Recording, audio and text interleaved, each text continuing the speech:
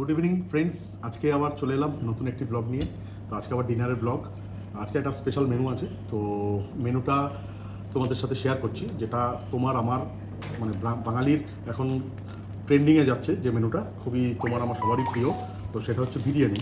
বিরিয়ানি এখন একটা এমন জায়গায় পৌঁছে গেছে যেটা নিয়ে কিন্তু মানে সবাই খুব উচ্ছ্বসিত থাকে। বিরিয়ানি মানে কিন্তু একটা ভালোবাসা। তো আর সেটা যদি এখানকার বিরিয়ানি হয়, দেখিয়ে দাও, সেটা হচ্ছে দাদা বৌদি। দেখে নাও, আজকে ডিনারে কিন্তু আছে আমাদের দাদা বৌদি বিরিয়ানি। এই খুলে নিলাম, দেখো কোয়ান্টিটিটা যথেষ্ট আছে। তো ফার্স্টে আমি এটাকে ঢালবো, দেখতেই পাচ্ছ বিরিয়ানিটা মোটামুটি কিন্তু কোয়ান্টিটিটা অনেকটাই আছে। প্রথমে আসি রিভিউতে। এটা কিন্তু ব্যারাকপুরের একদম ওল্ড যেটা দাদা বৌদি আছে সেখানকার বিরিয়ানি। দেখতেই পাচ্ছ রাইসটা কতটা দিয়েছে, আর জুসি রাইস। আর এখানে দেখো আলু দিয়েছে একটা বড় সাইজের, সেটা কিন্তু খুবই নরম। আর বিরিয়ানিটা দেখো, মাটনটা জাস্ট অসাধারণ, এরকম লেভেলের একটা মাটনের পিস। আর রাইসটা কিন্তু যথেষ্ট জুসি, দেখতেই পাচ্ছ। কিন্তু দেখো সামনে দিয়ে দেখো রাইসটা, আর কোয়ান্টিটিটাও কিন্তু অনেকটাই রয়েছে, একজনের জন্য কিন্তু যথেষ্ট। তো চলো, আর এর সাথে আর কি দিয়েছে, এর সাথে আর দিয়েছে হচ্ছে চাটনি।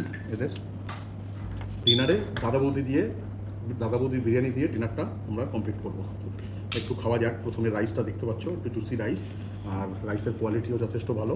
আলুটাও যথেষ্ট নরম হয়েছে, অনেক সেদ্ধ হয়েছে। একটু আলুটা খাই প্রথমে।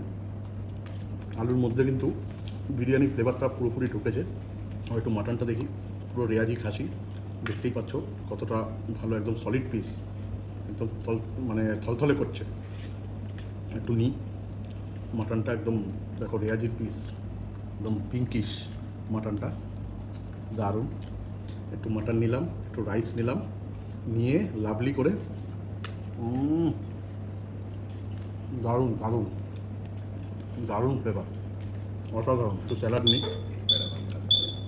একটু মাটন নিয়ে একটা সুখের বাইট। আমাদের সাথে কে কে আছে? আসন্দা আছে, আসন্দা হাই করে দাও সবাইকে। সাকরিন আছে, আর ক্যামেরায় আছে সৌরভ, ও কিন্তু আজকে ক্যামেরাটা করে দিচ্ছে আমাকে। তো তোমরা দাদা বৌদির বিরিয়ানি কে কে খেয়েছো, আর ভালো লাগে, কেমন লাগে সেটা কিন্তু অবশ্যই কমেন্ট করে জানিও। আর ভিডিওটা ভালো লাগলে লাইক কমেন্ট শেয়ার কিন্তু মাস্ট করো। তো খেয়ে নিই। এই যা গন্ধ বেরিয়েছে, ঘিয়ের কিন্তু হেভি গন্ধ বেরিয়েছে, মানে আর থাকা যাচ্ছে না। তো ব্লগটা এই অবধি করলাম, শেষ। তো আবার দেখা হবে নেক্সট ব্লগে। কেমন লাগলো তোমরা একটু লাইক কমেন্ট শেয়ার করে জানিও।